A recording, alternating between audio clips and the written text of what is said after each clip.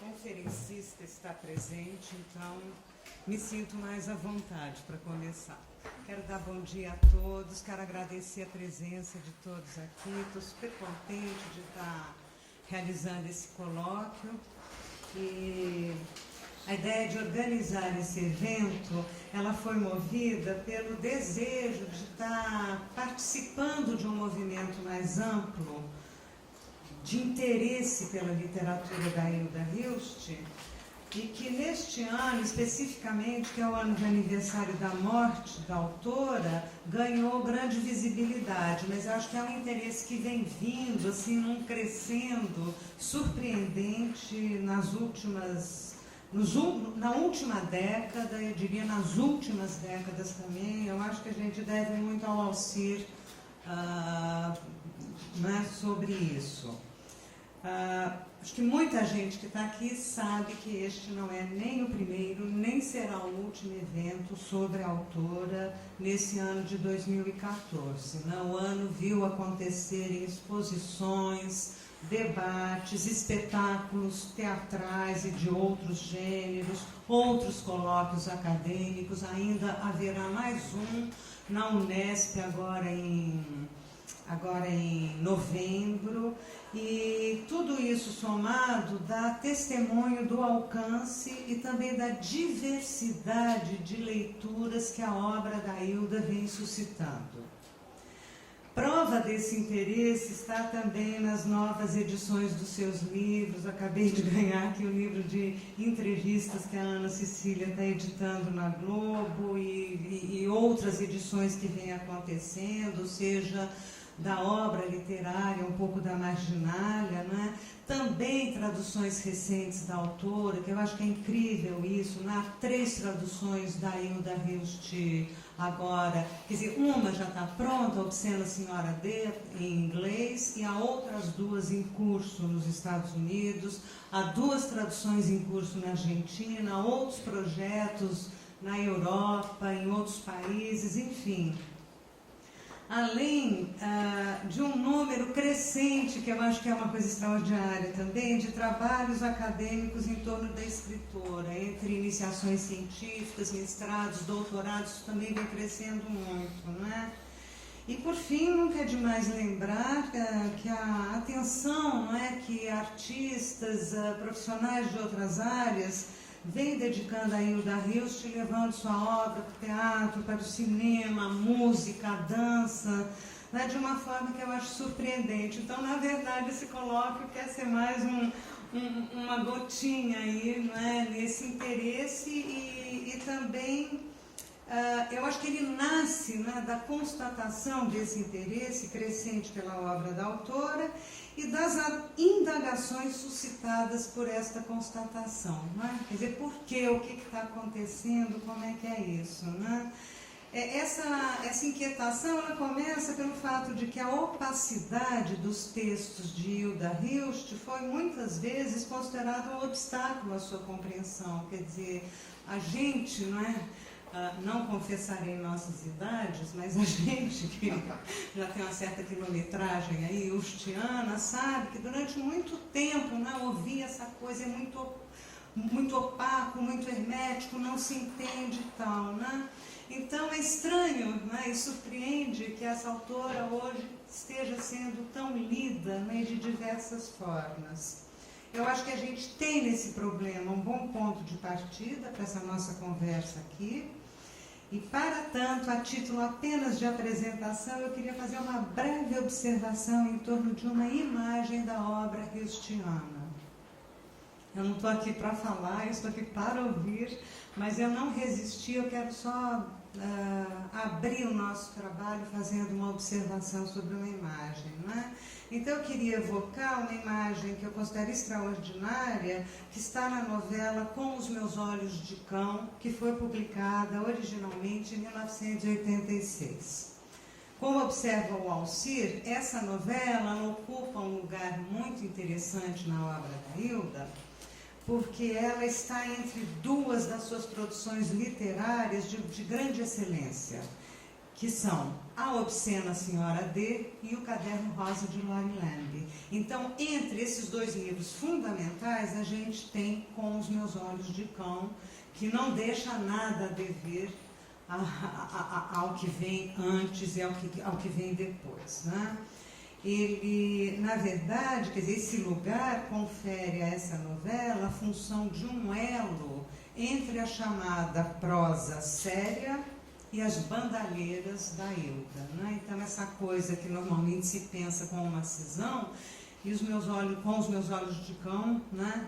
É um lugar de passagem, é um lugar de elo também entre estas duas Hildas que são a mesma Hilda. Como muitos de vocês, leitores de Hilda, sabem, essa novela tem como protagonista o matemático Amos Queres, que é um professor universitário que um dia vive a intensidade de uma iluminação mística, cuja consequência é um afastamento radical de seus deveres cotidianos, seja com a família, com a profissão, com a sociedade em geral. Então, convido vocês a acompanhar uma brevíssima colagem de cenas e citações que estão no início do livro, que nos conduzem à imagem que eu mencionei, né? Vamos acompanhar o personagem ali no seu dia a dia, após as incômodas reuniões de departamento na universidade, que ele assim avalia, eu cito: puxa-saquismos, antipatias por nadas, gratuitos ressentimentos, falas invejosas, megalômanas. Ele mesmo, né, envolvido dessa megalomania, ele sai desse ambiente universitário, né, para ele, extremamente exaurido, não é? Desconsolado depois de ouvir, não é? O que ele chama de intermináveis bate-bocas. A Hilda tinha muita má vontade com o nosso ambiente universitário e ela acaba com a gente na sua obra, né? Então, mas então é um ambiente, uma espécie assim, de inferno para o personagem, né? E ele sai dali totalmente perturbado. E aí ele vai para casa, né, depois desse dia muito exaurido, e à noite ele retoma pacientemente os seus estudos de matemática, buscando o abrigo glacial dos algarismos, que ele qualifica como magníficos sóis de gelo. E isso, não é? Ele faz isso com o objetivo de restaurar a ordem da vida. Porém, mal deslizava algumas páginas dos seus livros de matemática e ele era surpreendido por uma sensação súbita, que eu cito: não é que de repente, num sopro, tudo não era. Então, a tentativa de escapar das balbúrdias da vida diurna, imposta pelo convívio com os outros, lança o atormentado Amós em uma desordem ainda maior, já que a solidão da noite não cumpre a promessa de plenitude e de tranquilidade, reservando a ele uma experiência que subverte todas as suas expectativas. A Hilda Hilst assim vai descrever a sensação que toma de assalto o personagem de Com os Meus Olhos de Cão, buscando aproximá-lo do leitor. E eu cito aqui a imagem que me interessa.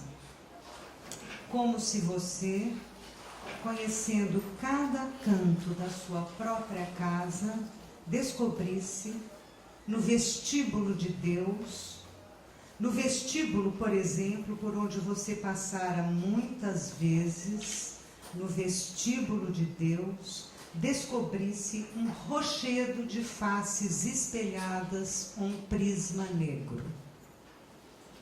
Eu repito, como se no vestíbulo de Deus você descobrisse um rochedo de faces espelhadas, um prisma negro. Acho essa imagem notável, esse rochedo que aparece no meio do vestíbulo, que, a meu ver, ela só disputa em termos de violência poética com aquele célebre "Há um salão no fundo do lago", concebido por Rimbaud em Une saison en enfer. A visão de Amós vem perturbar as suas convicções das mesquinharias do dia a dia, as abstrações aritméticas, colocando em xeque tanto o real quanto seu correlato com o ideal. Ao definir a trivial entrada da casa como vestíbulo de Deus, Hilda Hilst supera mesmo aquele vão da escada, que é sensacional, onde a personagem de A Obscena Senhora D passa a viver. Né? A Obscena Senhora D ela vai viver no vão de uma escada, né? Ali ela vive como um bicho. Esse vão da escada, diga-se de passagem, é grande o suficiente para todo tipo de indagação metafísica e também para abrigar uma gorda porca branca que ali aparece, anjos, não é? E todo tipo de criatura. Mas ali no vestíbulo do Amós, não é? Que é o vestíbulo de Deus, acho que Hilda ainda supera isso, não é? Para equiparar a experiência mais prosaica, não é? De um sujeito ali entrando em casa, aquela coisa do dia a dia, a sua imagem mais idealizada, que é a imagem divina, né? Fazendo coincidir o imanente e o transcendente. Ora, justamente nesse lugar de passagem, né, este vestíbulo de Deus, é um limiar aí, no sentido benjaminiano mais rigoroso, né, que ela cria, né, esse limiar, essa soleira que também é a porta de toda a imaginação. É nesse lugar de passagem, nesse limiar, que rompe um terceiro plano. O escandaloso rochedo de faces espelhadas, o prisma negro, a instaurar uma fenda definitiva na paisagem. Bom, entre as muitas possibilidades interpretativas que essa imagem permite, eu gostaria apenas de destacar o fato de que ela cabe perfeitamente para definir a própria literatura de Hilda Hilst, que não só concentra muitas faces espelhadas, mas também, não é, é uma literatura que instaura uma fenda definitiva na paisagem sensível do país a partir das últimas décadas do século XX. Não é por acaso que nós vamos encontrar imagens análogas associadas a literaturas igualmente perturbadoras. Eu vou citar apenas, porque eu não resisto, uma imagem com que Jorge Bataille evoca para falar do Marquês de Sade, que eu gostaria de trazer aqui rapidamente para vocês. Eu cito, diz Bataille: diante dos livros de Sade, estamos como outrora devia estar o viajante angustiado perante os rochedos vertiginosos que em sua frente lhe barravam o caminho. Qualquer movimento nos desvia deles e, no entanto, nos sentimos atraídos. Esse horror nos ignora, mas não terá, porque ele existe, um sentido que nos é proposto? As montanhas, diz Bataille, representam o que só pode ter atrativo para os homens por meio de um desvio. O mesmo acontece com os livros de Sade. Fim da citação, e eu continuo dizendo, o mesmo acontece com os livros de Hilda Hilst. Quer dizer, a imagem, não é, que o Bataille vai evocar de um rochedo, não é, de um rochedo vertiginoso, na verdade é uma imagem muito parecida com essa que aparece na história de Amós, e também cabe perfeitamente para os livros de Hilda Hilst, porque são eles dotados de notável capacidade de criar desvios. Não é? Quer dizer, é isso que o Bataille chama a atenção, não é? É aquilo que cria a capacidade de se desviar, aquilo que faz com que o desvio aconteça. Não é? Eu acho linda essa imagem, né? A montanha não está lá para você subir ou penetrá-la, mas ela te incita ao desvio. Ela é um incitador ao desvio, né? Acho que isso cabe muito bem para a obra da Hilda. E talvez hoje, passados 10 anos da morte da autora, nós já tenhamos possibilidade de abordar a magnitude desse rochedo de faces espelhadas, desse prisma negro arrombando a entrada da casa, das nossas casas, sem ter que apelar ao confortável rótulo de hermetismo ou a um lugar comum da literatura difícil, né? Que no passado renderam à autora um lugar à parte e muitas vezes assim a ser evitado. Talvez hoje nós já estejamos em condição de perceber a pertinência da chave que nos dá a Bataille ao dizer que esse rochedo representa tudo aquilo que atrai porque demanda desvio. Desvio sensível, desvio intelectual, desvio físico. E é desse rochedo, portanto, que nós vamos nos ocupar, e são alguns desses desvios que nós vamos interrogar aqui.